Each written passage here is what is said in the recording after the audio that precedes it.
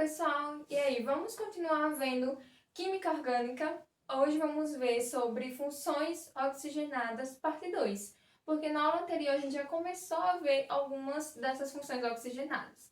Hoje vamos começar falando dos aldeídos. Eu representei aqui o radical que vai caracterizar essa função.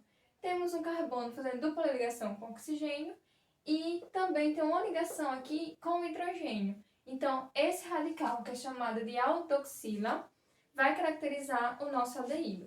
E agora, como é que a gente vai dar um nome para esse tipo de função? Preste aqui atenção.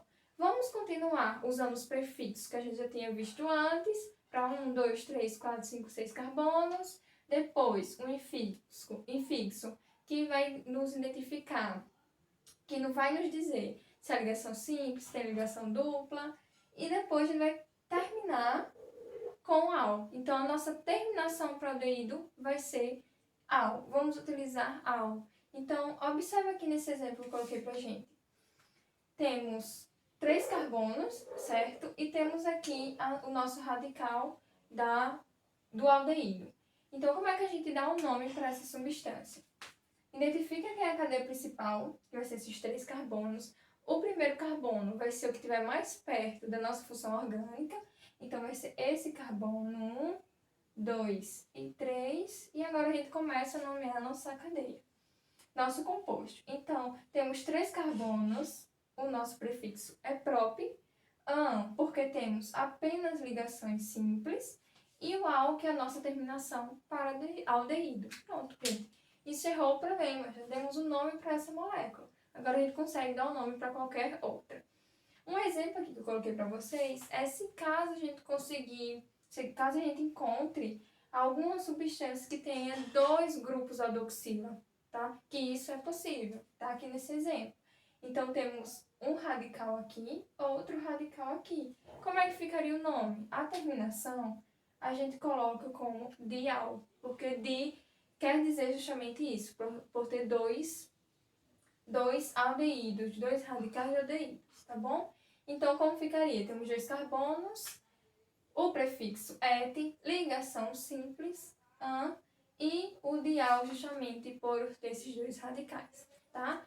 E aí, galera, se por acaso aparecer uma ramificação, como é que a gente dá o nome?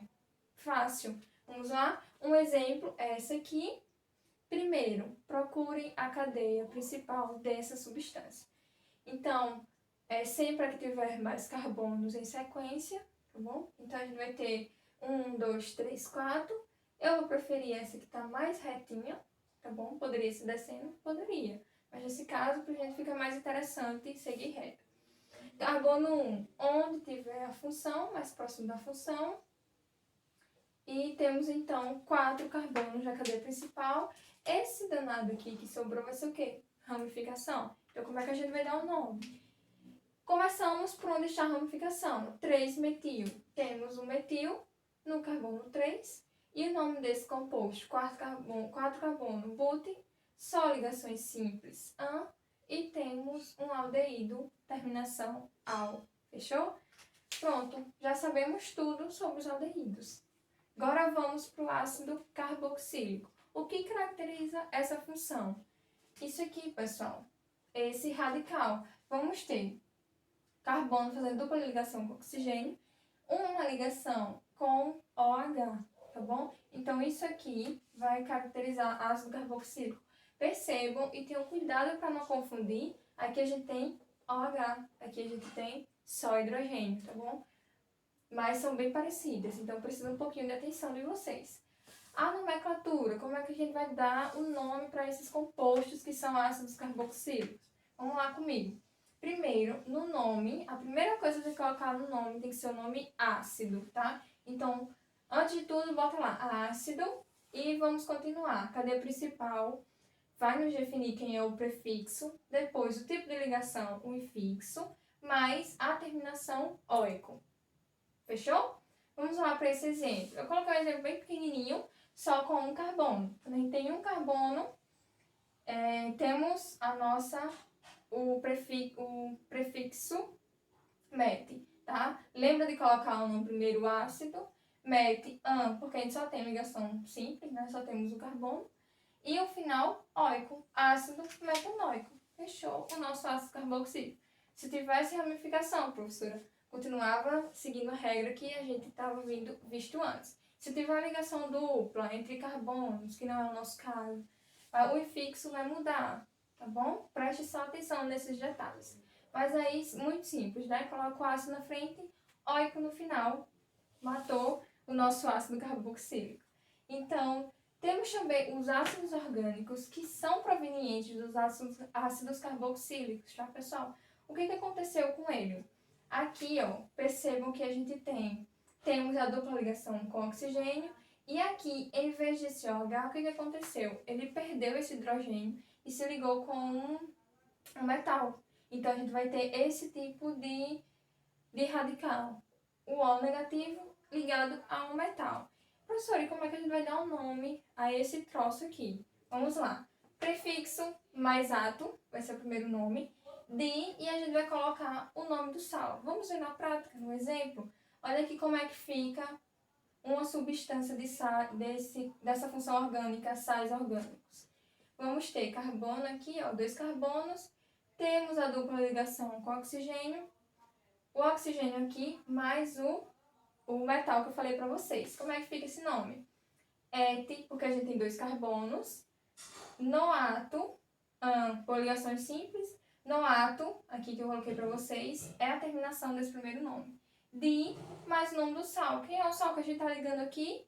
Sódio. Então, etanoato de sódio, tá, pessoal? Bem simples também. É só ter um pouquinho de cuidado na hora de identificar e nessas nomenclaturas, tá bom? Deixa eu trocar o quadro aqui que a gente vai ter outras funções ainda pra gente ver.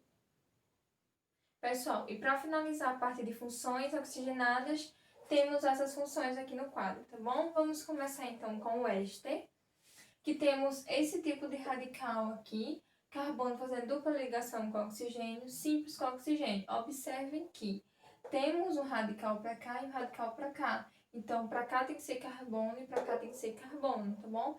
Então, entre esses carbonos vamos ter um C duplo O ligado com oxigênio. Então, como é que a gente vai dar um nome a essas funções orgânicas, a esses compostos? Vai ser o seguinte, vamos ter o prefixo mais ato. Então, essa vai ser a primeira parte do nome. Vamos colocar um di, o próximo prefixo e o ila. Tá, calma, gente. Para exemplificar melhor, vamos para esse composto aqui. Observe que temos carbonos e carbonos, e entre eles temos o nosso radical éster, tá bom? Então, esse aqui é o que vai caracterizar a nossa função orgânica. Mas vamos lá. Primeiro, a gente tem que dividir essa substância em duas partes. Como se a gente dividisse aqui, ó, nesse oxigênio. Então, a gente divide esse aqui e esse aqui. Dividimos os carbonos, tá? Preste atenção nos carbonos. Então, para cá temos 1, 2, 3 carbonos. Essa vai ser a primeira parte do nosso nome, tá? Então, a gente começa a dar um nome por essa parte que está na esquerda. Então, 3 carbonos, propan, prop, porque tem ligações simples, e mais oato para formar a nossa primeira parte do nome. Fechou?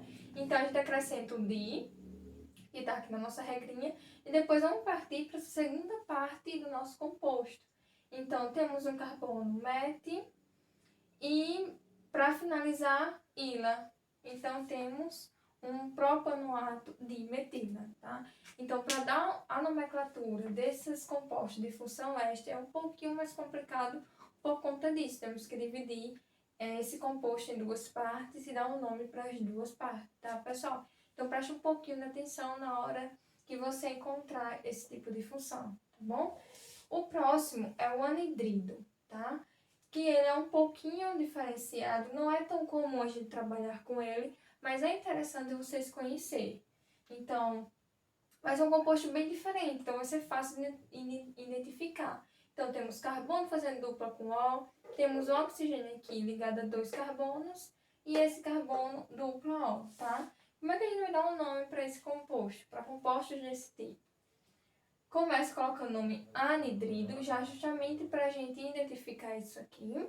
Depois coloca o nome do ácido carboxílico que ele é formado, porque esse anidrido vem de junção de 2 ácidos carboxílicos, tá? e que ele é desidratado, acaba se juntando esses dois, formando o anidrido, tá ok? Então, eu coloquei aqui um exemplo para a gente verificar a nomenclatura dele. Então, temos esse composto, primeiro passo, coloca anidrido, depois, é como se dividisse também em duas partes, etanóico e propanóico. Etanóico, no caso dessa parte, e propanóico dessa segunda parte do nosso composto, ok? Fechou? É só prestar um pouquinho de atenção e ter um pouquinho de cuidado. O próximo que a gente vai ter é aleitos orgânicos. É bem fácil de identificar, minha gente. O que são os aleitos? Os aleitos é quem está lá na família 17, que é os halogênios. Então, a gente vai ter carbono ligado a algum daqueles camaradas que tiver na família 17.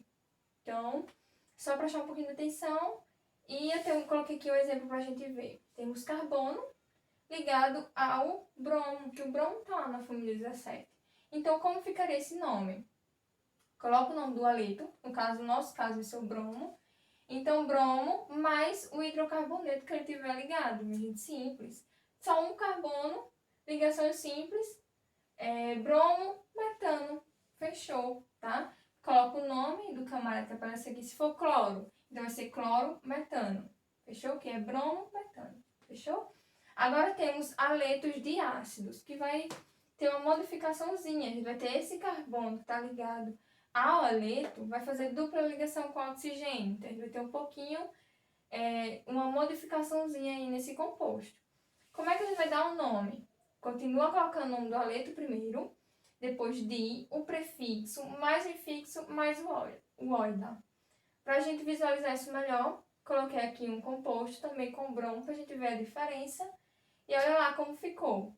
Primeiro o nome do aleto, só que a gente vai modificar, vai ficar brometo de metanoila, porque a gente só tem um carbono e o final, olha. Pronto, pessoal? Então, seguindo essas regrinhas já na nomenclatura e observando os radicais de cada uma, fica muito fácil da gente conseguir nomear e trabalhar com essas funções. Agora, lembrando que a gente vai encontrar pedras no caminho, né? Vamos encontrar ramificações, ligações duplas entre carbonos, e assim a gente vai ter que ir desviando e driblando tudo, tá?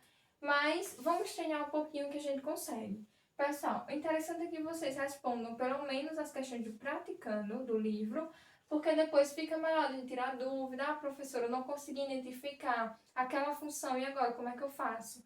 Essas dúvidas que a gente vai tirar na nossa videoconferência, tá bom? Beijão, pessoal. Anota tudo direitinho no caderno, que depois fica mais fácil de você estudar. Tchau, tchau. Até a próxima.